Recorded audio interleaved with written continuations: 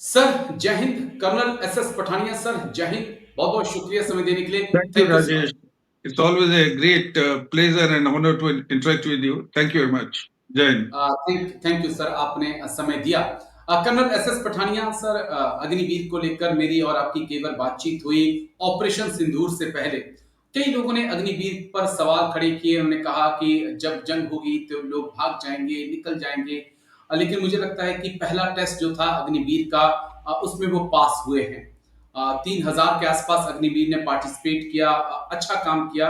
अब वो तो यूनिट्स के सीईओ और एसएम या सूबेदार साहब या जो एनसीओ हैं उनको ज्यादा हमसे बेटर पता होगा कि कितना अच्छा काम उन्होंने किया।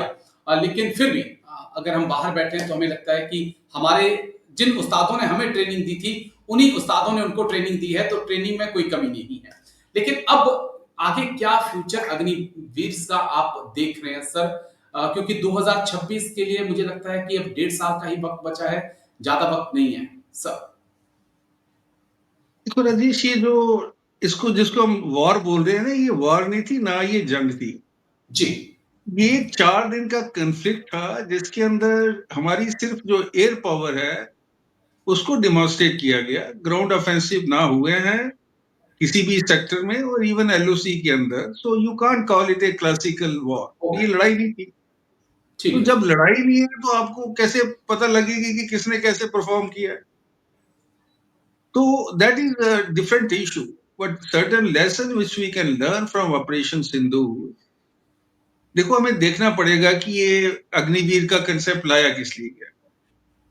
I am very clear, government ने ये सोचा था कि हम एक न्यूक्लियर पावर हैं, जी और आने वाले समय में जब मोदी जी ने 2014 में ये प्रधानमंत्री का दायित्व संभाला था, तो उस समय सबको ये लगता था कि भाई लड़ाई तो होनी नहीं है, ना जी पाकिस्तान के साथ होनी है ना चाइना के साथ होनी है, बिकॉज दोनों न्यूक्लियर पावर है। तो why to have such a army, और अपना पेंशन बिल हम क्यों बढ़ाएं? जी तो उसके उनके अपने लॉजिक थे जो सही भी थे। लेकिन होता क्या है कि वर्ल्ड ऑर्डर जो है लगातार बदलता रहता है, जियो पॉलिटिक्स लगातार बदल रही है। और इस समय जो सिचुएशन चल रही है, अगर आप देखेंगे, अभी 12 दिन का इसराइल ईरान वॉर हुआ, 3 साल से ऊपर ये रशिया यूक्रेन वॉर चल रहा है। तो कहीं ना कहीं अगर हम अपनी बात करें, जहां तक हमारी सिक्योरिटी है नेशन की, एंड हमारी जो टेरिटोरियल इंटेग्रिटी है, उसको बचाना हमें बहुत जरूरी है। जी उसके लिए अभी सवाल यह है कि पैसों के लिए to save some money, can you compromise with the quality of soldiers? क्योंकि 25% सिर्फ रिटेन किए जा रहे हैं, पचहत्तर जी परसेंट जी तो बाहर जाएंगे। अभी उन्होंने पॉलिसी बनाई है कि स्टेट गवर्नमेंट इतना ऑब्जॉर्व करेगी, वो वक्त बताएगा कि कितने इनको ऑब्जॉर्व किया जाता है। Question is not that. बिल्कुल बेसिक बिल्कुल क्वेश्चन इज कि एक ट्रेन सोल्जर को बनाने में आपको 7 से 8 साल लगते हैं, और उसके बाद you know joining the arm forces was a matter of pride. बिल्कुल सर। जो बच्चा आता था वो सर उठा के गांव में जाता था। अभी वो सिचुएशन नहीं रही है। तो मैं तो अभी ये बोलता हूँ कि मैं शुरू से इस फेवर में था कि ऑपरेशन सिंदूर से जो हमें लेसन मिले हैं, that anything can be possible. Tomorrow they may be a conventional war, जी और वो वॉर जो होगा वो चाइना करवाएगा। मेरे हिसाब से they may be a situation tomorrow, क्योंकि चाइना लगातार ये कोशिश कर रहा है कि इंडिया को डिस्टेबलाइज किया जाए, internally as well as economically. Agree sir. और इस लड़ाई में आपने देखा था, हम पाकिस्तान के साथ कम लड़ रहे थे, चाइना के साथ ज्यादा लड़ रहे थे। जी और ग्राउंड ऑफेंसिव कहीं हुआ ही नहीं, एलओसी में कोई लड़ाई हुई ही नहीं। It was all air power demonstration, जिसमें हमने उनकी अच्छी तरह से खबर ली है। लेकिन सवाल ये उठता है कि क्या हमारे पास वो सक्षमता है कि हम चाइना, पाकिस्तान, और कल को बांग्लादेश भी उसमें कूद रहा है, तो ये 3 हमारे जो पड़ोसी नेशन हैं, क्या इनके साथ हम लड़ सकते हैं? हमारे पास वो सामरिक शक्ति और पावर है कि हम वॉर को सस्टेन कर पाए? जी तो मेरे हिसाब से वो नहीं है अभी हमारे पास। और अभी आपने ये भी सुना होगा कि सिलीगुड़ी के पास जो चिकन नेक एरिया है, उसके अंदर बांग्लादेश के थ्रू वहां पे एयरफील्ड बना रहे हैं। जी जी जी पीओके के अंदर जो है ये अपनी परमानेंट बेसिस बना रहा है। बिल्कुल सर। तो चाइना कल को क्या करता है, क्या नहीं करता है, लेकिन हमें जो अपनी सीमाओं की सुरक्षा करनी है, वो बहुत ज़रूरी है। और आपने ये भी देखा था कि इस लड़ाई में जो हुई है अभी, हमारे साथ कोई भी देश खुल के सामने नहीं था, बारिंग जी, जी। Israel. So we have to, look into our foreign policy also. और this is a time to make some reliable friends, जिनके जी, ऊपर हम डिपेंड कर सकें। और रशिया हमारा एक अच्छा दोस्त था, वो भी पाकिस्तान की तरफ टिल्ट हो गया है। तो ये जी, सारी जी। चीजें हो रही हैं। और अग्निवीर का मैं तो ये रिकमेंडेशन ये है कि इसको या तो पूरी तरह से स्क्रैप किया जाए, या 75% जो है उनको रिटेन किया जाए, क्योंकि हुआ ये है कि कोविड के टाइम जो रिक्रूटमेंट नहीं हुई थी, जी, हमारी जो स्टैंडिंग आर्मी है वो तकरीबन 2,40,000 वैसे ही कम हो चुकी है। ओके। और उसके बाद जो अग्निवीर का जो इनटेक है that is around 45,000। That mean हमारा जो पहले इनटेक था सोल्जर्स का वो 60,000 था, तो 15,000 हर साल डेफिशिएंसी बढ़ रही है। जी। तो जिस तरह की जो सिचुएशन डेवलप हो रही है हमारे अड़ोस पड़ोस में, we got to be very very careful and strengthen our arm forces. जी लेकिन एक चीज़ तो साफ है जो आपकी बातों से भी निकल कर सामने आया जो अग्निवीर के बारे में मैंने भी पढ़ा कि यहाँ पर सीधे तौर पर जो सेना की संख्या है उसको कम करने की कोशिश है। कहीं ऐसा तो नहीं कि हम 7-8 लाख तक अपनी आर्मी को ले जाना चाहते हैं। जैसा आपने भी सर कहा कि 2-2.5 लाख पहले ही आर्मी के जवान हैं वो कम हो चुके हैं। लेकिन अब क्योंकि अग्निवीर भी रिटायर्ड होंगे अगले साल से 60,000 अग्निवीर हैं उनमें से 15-20,000 आप रख लेंगे लेकिन 40,000 वो भी रिटायर्ड होंगे और 60,000 जो परमानेंट वाले हैं जो 17 साल 20 साल 24 साल करके जा रहे हैं वो भी रिटायर्ड होंगे यानी कि लगभग 1 लाख जवान आपका हर साल रिटायर्ड होगा और आपके पास आएगा सिर्फ 20,000। देखिए, ये जो प्रॉब्लम है, जब हमारे जी जवाहरलाल नेहरू जी थे, उनके जो माइंडसेट था कि दैट जी India doesn't need any army. Okay वो कहते थे हमारे पड़ोसी देशों के साथ बहुत बढ़िया संबंध है, तो हमारे पास आर्मी हम क्यों रखें? या आर्म फोर्सेस क्यों बनाएँ? हमारी police is capable of doing that. तो अगर हमने, और दूसरी चीज़ है, देखिए हमारी थ्रेट एनालिसिस हमें देखनी चाहिए।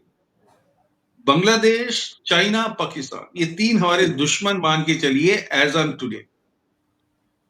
If you have to take care of all that international boundary or LOC or LAC जो इन तीनों के साथ है, somebody has to work out that how much army is required, ji how much air force is required, how much navy is required. तो ये decision तो political decision है जो हमारी सरकार लेगी, लेकिन एज ए सोल्जर, और खासकर ये जो अभी 2-3 लड़ाइयां हुई हैं अभी, we can be surprise any time. बिल्कुल और सर उसमें फिर आपका क्या फायदा होगा कि आप economically we are not doing wonderfully well, foreign policy हमारी डॉलर में है, फोर्सेस भी हम कम कर देते हैं। सो आई डोंट नो कि what will be the outcome, because मेरे हिसाब से द सबसे जो जरूरी प्रायोरिटी है कंट्री की, कि उनके पास आर्म फोर्सेस होनी चाहिए। जी और अभी आप ये एग्जांपल देखिए, जो रशियन आर्मी है, अगर पिछले 3 साल से लड़ाई चल रही है, उनके अंदर भी ये जो कंस्क्रिप्ट आर्मी बोलते हैं जिसको, पार्ट जी टाइमर्स, वो भी हैं। यहाँ भी पार्ट टाइमर हो जाएंगे। वो सारी चीज डिपेंड करती है थ्रेट एनालिसिस के ऊपर, जो इस समय मेरे हिसाब से भी, आपने ये भी सुना होगा कि हमारे सीडीएस ने भी ये स्टेटमेंट दिया है एग्री कि सर हम, हमारी जो सीमाएं हैं ये तीनों हमारे दुश्मन हैं। तो उसके हिसाब से ये जो थिंक टैंक है और पॉलिटिकल मास्टर्स हैं, they have to take the call कि what is in the interest of the nation and what is in the interest of the our soldiers and the people who are trying to join the army, because it used to be matter of a pride। अभी अग्निवीर का क्या बेचारे, वो 4 साल बाद आएगा, time काटेगा, उसके बाद वो घर चला जाएगा, फिर वो स्टेट गवर्नमेंट की पूछ बोलिएगा कि हमें कोटा दीजिए। वो कोटा कौन देता है? जी ये तो बाद में वक्त बताएगा ना कि कोटा कौन देता है, उसको मेरे कितना खुद के कोटा मिलता है। रिश्तेदार मेरे खुद के रिश्तेदार जो हैं मेरे साले साहब जो हैं वो खुद अग्निवीर हैं इस वक्त तो आ, अभी छुट्टी आए थे तब उनकी मेरी और उनकी बातचीत हुई तो हम्म, वो भी ये इसमें थे कि सर 4 साल हमारी पूरी हो जाए हम निकलें क्योंकि हम्म, वो उनको भी फ्यूचर बहुत डार्क लग रहा है आगे जाकर और अग्निवीरों के सामने एक अलग चुनौतियां हैं उनको हर महीने हर तीसरे महीने टेस्ट देने हैं पास होना है बराबर जवानों के साथ ड्यूटी करनी है 3 महीने की और तो और छुट्टी नहीं है कई अग्निवीरों के मेरे पास कॉल आए मैसेज आते हैं कि सर जो नॉर्मल जवान है उसको 90 दिन छुट्टी मिल रही है, हम लोगों को 30 दिन छुट्टी मिल रही है। बताइए कैसे हम रहें। सैलरी के बहुत ज्यादा इश्यूज हैं। सिर्फ 20-22 हजार जवान को मिल रहा है अग्निवीर को। तो लोग कहते हैं कि इतना तो हम रोज की दिहाड़ी लगाएंगे तभी एक दिन का 1000 रुपया मिलता है, तो 30 दिन के 30 हजार हम तब भी कमा लेते हैं। तो इस बात की नाराजगियां हैं। छुट्टी का बड़ा देखिए इशू आ राजेश जी, उनकी मल्टीपल प्रॉब्लम्स हैं और दूसरी सबसे बड़ी जो चीज है कि आप एक यूनिट के अंदर 2 ग्रुप कैसे रख सकते हैं? बिल्कुल sir. Soldiering is a concept. Soldiering involves dedication, devotion, loyalty. आपने 2 ग्रुप बना दिए हैं, एक को आपको मेलट्रीट कर रहे हो, दूसरे को आप सारी फैसिलिटीज दे रहे हो, तो that is not good for the arm forces as well as for the nation, which these people must take a call. As I say, सबसे पहले तो नेशन आता है, नेशन के बाद वो पैसा पूसा। अभी यूक्रेन के पास कितना पैसा था, लेकिन जी क्या हालत होगी उस कंट्री। तो ये सारी चीजें इनको सोच विचार करना चाहिए, and then they have to take a realistic call, realistic and pragmatic call. जी एंड उसके अंदर जो देश का जो इंटरेस्ट है वो सर्वोपर होना चाहिए। जी। बस एक मेरा आखिरी सवाल है जो मैं आपसे समझना चाहूंगा। लंबा वक्त मैंने ले लिया, माफी चाहूंगा, लेकिन बड़ा जरूरी भी है क्योंकि तमाम सीओ की तरफ से रिकमेंडेशंस दे दी गई हैं। जो अपनी रिपोर्ट सौंपनी थी मिनिस्ट्री ऑफ डिफेंस को सौंप दी गई है कि अग्निवीर कैसा काम कर रहे हैं, अच्छा कर रहे हैं, बुरा कर रहे हैं, क्या सुधार की जरूरत है। और मेरे ख्याल से लास्ट ईयर, पिछले जून जून में लास्ट ईयर एक खबरें सामने आना शुरू हो गई थी। लेकिन अभी तक कोई बड़ा फैसला हुआ नहीं है मिनिस्ट्री ऑफ डिफेंस की तरफ से। तो हम क्या उम्मीद करें अगले एक साल के अंदर कोई फैसला मिनिस्ट्री ऑफ डिफेंस ले सकती है कम से कम 80% अग्निवीर को परमानेंट करने का?